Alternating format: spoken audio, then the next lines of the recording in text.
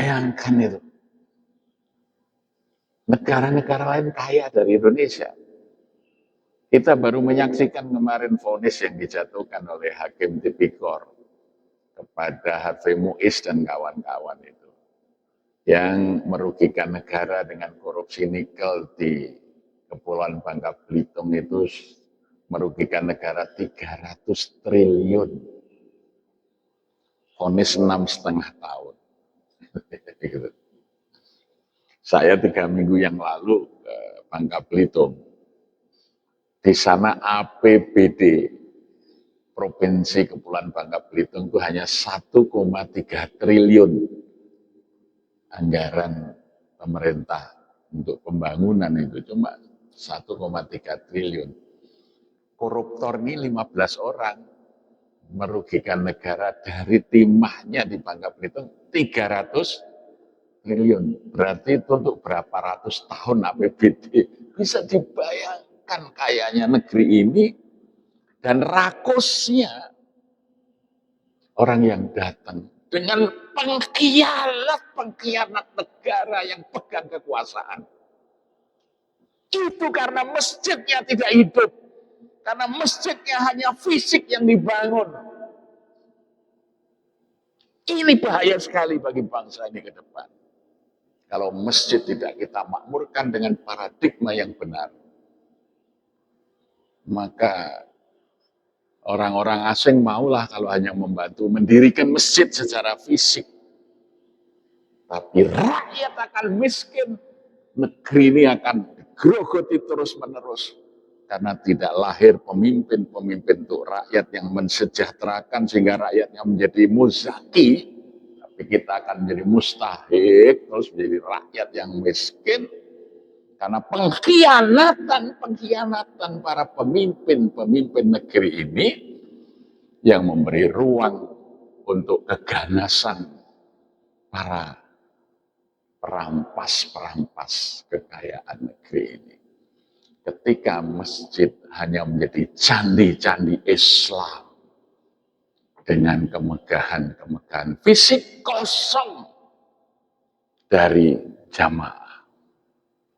Ini menyelamatkan negeri ini dengan memakmurkan masjid.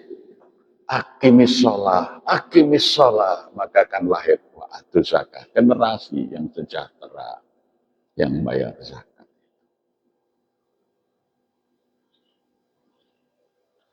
Sehingga kita ini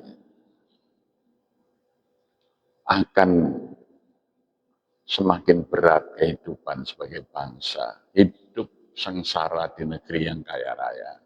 Yang ini tidak dikehendaki oleh generasi pendahulu kita. Jadi Bung Hatta itu tahun 1931 sudah menulis di Daulat Rakyat. Untuk apa kita merdeka? Kita merdeka karena kita ingin bumi putra Indonesia tidak ada yang hidup sengsara di tanah airnya yang kaya raya. Kita ingin merdeka karena kita ingin bumi putra menjadi pemimpin-pemimpin di negeri mereka sendiri. Kita ingin merdeka, jangan sampai ada si Kromo, si Marhem yang hidup sengsara sementara orang-orang asing mereka ongkang-ongkang dengan kekayaan negara. Jadi cara berpikir pendiri negara kita itu begitu. Sekarang kita membiarkan orang ongkang-ongkang dengan kekayaan. Kita hanya dihibur dengan bantuan masjid-masjid yang megah. Tidak melahirkan pemberani-pemberani yang menegakkan kebenaran. Walam yakhsha illallah. Hanya kalau masjidnya itu aqimis sholah wa atu zakah, lahirlah walam yakhsha illallah.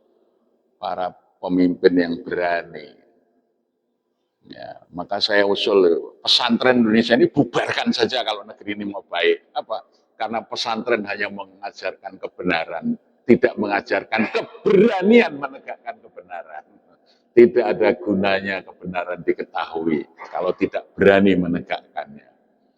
Ya, gitu. Maka akhirnya kiai-kiai kita hanya jadi tukang pimpin doa. Membenarkan kekuasaan jahat berkuasa. Suara rakyat dijual dengan mulut-mulut para kiai penakut ini. Sehingga suara rakyat itu hanya dibeli dengan harga murah. Maka dulu ketika Bung Karno di Sanyo Kaikin, di anggota di forum DPR-nya zaman pendudukan Jepang tanggal 15 Mei tahun 45 itu mengatakan, kita tidak ingin mendirikan negara nasional modern dengan demokrasi liberal. Demokrasi hitung biting. Satu orang satu suara. Sebab jika demikian yang terjadi, hanya para pemilik modal yang akan bisa mendirikan dan mengendalikan partai-partai politik. Tokoh-tokoh kita hanya akan bekerja sebagai buruh-buruh politik. Ianya tidak bisa berjuang untuk rakyatnya. Ianya akan menjadi kacung-kacung daripada kapitalis itu.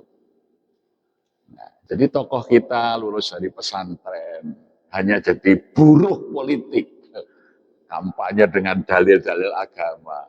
Yang dipilih orang bodoh memimpin negeri, pengkhianat memimpin negeri. Ulama hanya didatangkan untuk memimpin doa. Itu pun ulama kita itu masih punya strategi. Kalau suruh memimpin doa, doanya Pak, ya Allah ya Tuhan kami, ampunilah dosa para pemimpin-pemimpin kami. Jadi sebetulnya itu kan menunjukkan pada rakyat itu loh, pemimpin ini pendosa semua ini. Tidak ada yang berdoa, ya Allah, ampunilah dosa rakyat kami. Dosa pemimpin kami ini. Jadi sebetulnya itu satu inspirasi bahwa para pemimpin ini dosa telah menyengsarakan rakyat, menjual negeri ini bagi kepentingan para kapitalis itu.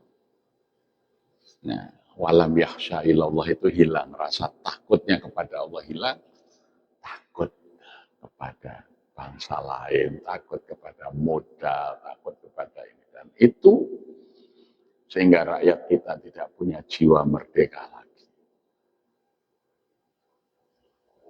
Kita tetap menjadi bangsa terjajah dengan nama negeri merdeka. Jadi hanya mereknya saja negeri merdeka. Tiap 17 Agustus, bulan Agustus peringatan kemerdekaan di mana-mana, lomba tarik tambang, kita hanya dapat tambangnya, ya tambang talinya itu, tapi tambang-tambang emas, tambang ini sudah dirampas oleh asing semua dengan pengkhianatan para pemimpin politik. Nah itu, ini yang luar biasa. Maka menyelamatkan negeri ini ke depan hanya dengan memakmurkan masjid, menggerakkan rakyat untuk menegakkan sholat, membangun kesejahteraan negeri ini dan menghilangkan semua ketakutan dalam menyuarakan kebenaran. Aku qouli hadza wa astaghfiruh. Innahu huwat tawwabur rahim. Assalamualaikum warahmatullahi wabarakatuh.